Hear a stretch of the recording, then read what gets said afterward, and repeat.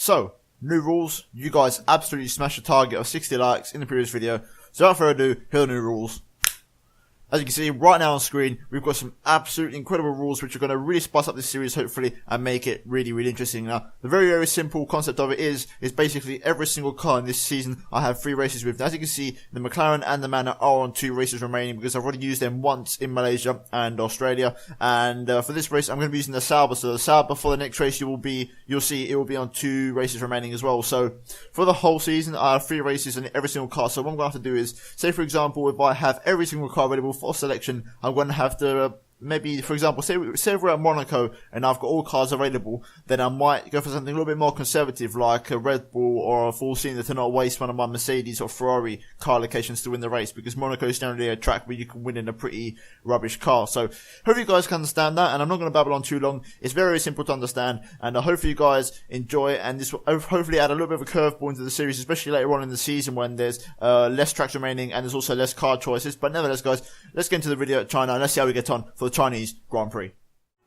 Yo, what's going on guys, it is Tom, welcome back to a brand new video, and this is part number 3 of my F1 2015 Full House series, and we're here for the 3rd race of the season in Shanghai, and this is one of the tracks that I do not like. It's the least favourite track of mine on the calendar, and we're not exactly in a brilliant car, but a little story before the end of this race guys. I did actually try to call this before in the Lotus, because the Lotus was eligible as one of the cars that we could use this race, but it really did not go well. I just didn't like the car one bit, so I've done some practice in the Sauber, and this car is so much more better, and I'm confident this car will provide a bit of a better video than the Lotus. So hopefully the Sauber is going to really just give us a bit more of a different race, and a bit more of an interesting race. I was much more comfortable driving this car when I was doing some practice. Hopefully my risk of not going with the Lotus and going with the Sauber pays off. But so you guys know, for this race the target is to get 6th place or above, so we can move to a Toro Rosso or the next car. If not, then we want to do some damage limitation and try and get maybe 7th or 8th, which would mean we could still have the Lotus available for the next race in Bahrain, or 9th or 10th, which would mean the Sauber for the next race.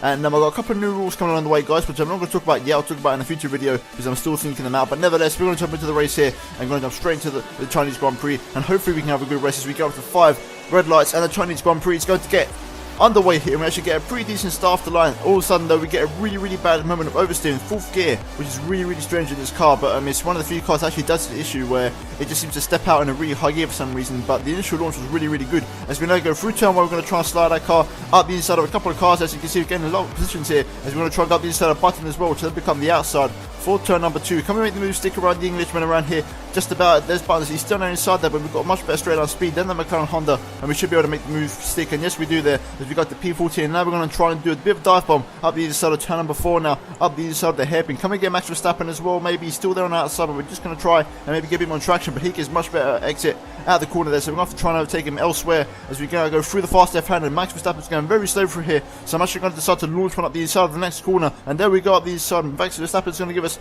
barely any room as we go side by side through the right-hander, now into the next left-hander, turn 8. Can we hang it around the outside of the young Dutchman? Yes we do, and we take P11 there from Max Verstappen, and really good first lap so far. We've almost overtaken half of the field, so around a track that I don't particularly like. The first lap has been really impressive so far, and now we go onto the start at number 2, and as you can see, we're on the back of Pastor Maldonado as we go into the first corner. He's going really slow. I'm just going to try and slide my car up the inside there. As you can see, we're going to make a really nice move up the inside midway through the corner, and now we've got to try and hang it around the outside of the Venezuelan. Can we make the move stick? We're still side by side here. Brilliant action so far. Maldonado not giving us any contact thus far, and we do manage to make the move stick there and take P10 from Pastor Maldonado there, so a very nice overtake on the Venezuelan. Now we've got Marcus Ericsson, our teammate, ahead of us as we bump up into Rich Mix, so we're really going to try and max out and try and pass him here into the hairpin. Can we make it stick? We're really far behind, but we are going to go for the dive bomb from quite far back, and we do make the move stick there for P9, but Ericsson is still there on the outside as we now go side by side to the final corner, and I'm definitely on the pit wall. Team principals definitely won't be happy with this, but we're going to go around the outside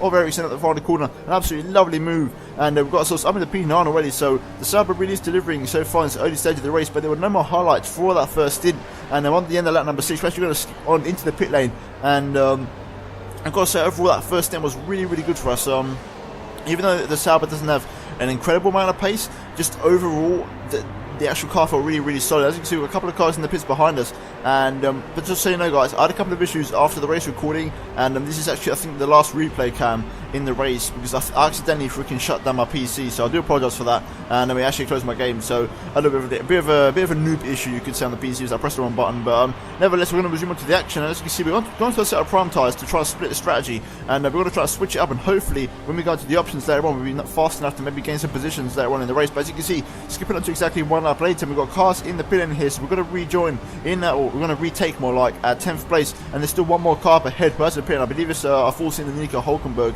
who is yet to pit, so we're going to probably rejoin and retake our 9th place, which was in before the pit stops, but now this is a real challenge because this prime tyre and everyone else is on the options around us, so we're going to be at a massive disadvantage in the car that isn't particularly fast, and now we've got Sergio Perez right on our gearbox as we start lap 11. As you can see, here he comes, he's got DRS wide open, he's going to pull to the inside, and we can't really do much about this move because he's just so much faster than us. He's on the option tyres as well, so we can't really defend much, but we're actually going to try and line up Perez for a lovely switch back here. As you can see, midway through turn 1, we pull off a lovely little cut back there, and we're actually going to try and overtake Perez, but Perez is going to hold the inside nicely, and he's just got so much more better traction on them fresh tyres, and we just can't match him. Them soft tyres are so much faster than the primes around here. It's about 1.5 seconds difference in the tyre the competitiveness of the tyre, but skipping later on to lap 13, you can see Max Verstappen now is all over the back of us in that mirrors. There he goes with the DRS up the inside. We're going to try and squeeze him to the inside and then try and outbrake him into the hairpin. It's no use. As you see, Max Verstappen gets the move done quite nicely. We're going to try and cut him back on the apex of the hairpin, but he's just got so much more traction on them soft tyres, and it's what I'm saying, guys, these prime tyres,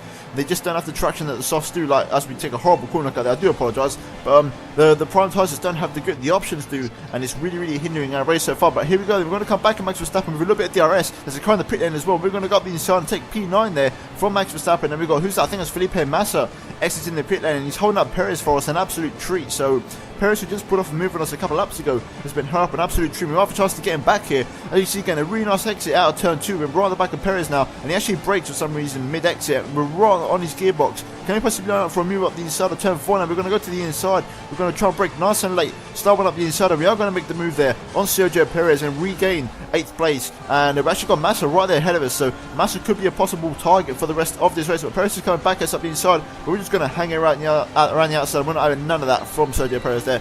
And we're actually going to come to the pits at the end of this lap because obviously we've done laps on this tyre. I probably could have got one more lap to give myself a bit of a cushion on the options, but I just wanted to get off this tyre because I was so much slower, and it's getting to the point now where I was losing a ridiculous amount of time because a lot of cars around me had done their pit stop for the second time, so obviously they're on fresher tyres and they were undercutting me for like 2-3 seconds per lap, so I had to come in, respond, and just strap on a fresh set of tyres. The good news about this is now we're going to have one more stop after this, but we're going to be using the option tyres from now to the end of the race, which is really good news, and they've actually got so much fuel saved up, it's unbelievable. We've got enough fuel to do the whole final stint in rich mix, so it'll be a whole 7 laps in rich mix, so it should be fast enough by then. But as you can see, Hulkenberg is, like usual, the last one to come into the pit lane, so we're going to overtake him there, 4th position, and right now we're currently in P9, but as you can see, we've got a couple of cars in the pit lane, and it's actually Vettel and Massa, so we overtake them to and go up into P7, so that's a bit of an early stop there, so something might have gone on between the two of them, especially Vettel being so far down the pecking order, but we're actually going to go up all the way up into P6 and up 21, but obviously now we've got to come into the pit lane ourselves to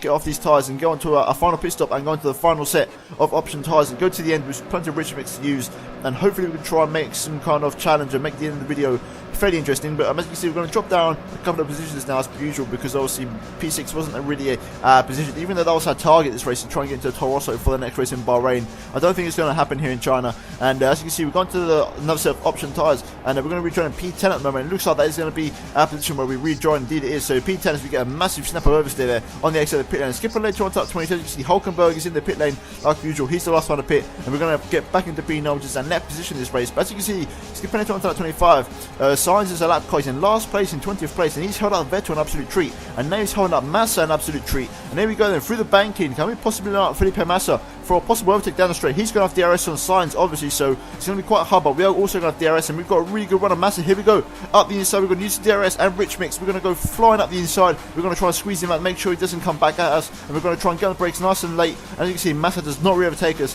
and we're going to keep our P8 position, and that's absolute quality for us. We did try to catch Vettel, and he actually didn't pull away, he's just down the road, but we're going to come through the final corner and come home for a really solid 8th place in the Chinese Grand Prix, and I will take that because that means we still have the Lotus and Sauber available for the next race in Bahrain, and hopefully we can have a better result there and try and get out these 2 cars, because I think once we get into the Toro Rosso, we'll be very competitive, but that's like the first of the semi-decent cars where we'll be starting to have some really good pace. So as you can see, official confirmation of the final race results, and we take P8 there ahead of Felipe Massa, so ahead of a Williams, which is really, really good news for us, and overall really solid result. And as you can see, looking at the top 3, Lewis Hamilton, Raikkonen and Rosberg made the podium, and Vettel way down at P7 there, as you can see, and who knows, with a little bit more pace this race and a little bit more luck, we could have actually finished in 6th, because Danny Kvyat was only about 6 seconds up the road. So we was actually catching him, but run out of laps, which is unfortunate. But P6 was definitely almost there, which is a bit unfortunate for us. But as you can see, those were the race results, and Marcus Ericsson finished way out of the top 10. But obviously the constructors isn't a factor in this championship, because obviously I'm always changing teams, so the constructors is a bit irrelevant, and overall it's nothing that you guys need to know. And you guys, I just want to quickly briefly touch up before we move into the driver standings that I've got some new rules coming along, and I'm sort of teasing these because I don't implement them just yet, because I'm still trying to finalise my idea and what I want to do with them. But it's something along the lines of I can't use the same car over more than 3 times in a season. But I'll touch that up probably another video in the start of the new year. I'll probably make a video on that, because I've got a couple of special videos lined up now for the rest of the year. But yeah guys, that was the Chinese Grand Prix. Don't click off the video just yet. Obviously I know it sounds like I'm doing my outro, but this is actually the race results. And yeah guys, hopefully look forward to them rules, because I want to make the series a bit more interesting, add another element of surprise to it, and hopefully you guys will enjoy it. And I really do appreciate the support on the series so far, guys. I really, really do appreciate it. And as you can see, we're going to look at the driver standings, and Vettel and Raikkonen leading the way with 49 and 48 points respectively, and then it's both Mercedes with 40 and 38. So the top 4 is looking really, really tasty up front there. And then you got Bottas in 5th, Ricciardo in 6th, Danny Kvyat in 7th, Massa in 8th, and then we've got ourselves up into 9th place now with 10 points on the board for the season, and Max Verstappen rounds out the top 10. So yeah, that top 4 looks really, really tasty. Don't forget guys, we are trying to challenge for the World Championship in this series. That is the goal. So we really need to get ourselves into a fast car as soon as possible and really try to make the challenge. But nevertheless guys, I'm going to quickly after this move on to the graphics, where you can see that the next race we can move into the Lotus or the Sauber. So we're basically staying in this car. As you can see, Lotus, Mercedes, as you see there, is 7th or 8th place, and we finished in 8th this race. So that means we can have a Lotus, Sauber, McLaren, Honda and Marussia to choose from for the next race. But nevertheless guys, hopefully you enjoyed this video. If you did, then please do smash the like button down below. The support's been incredible on this series so far, and I really, really appreciate it. If you're new around here, then please make sure to subscribe. And yeah guys, this is about from me, and I'll see you in the next video. So I've been Thomas NSD, and I'm out.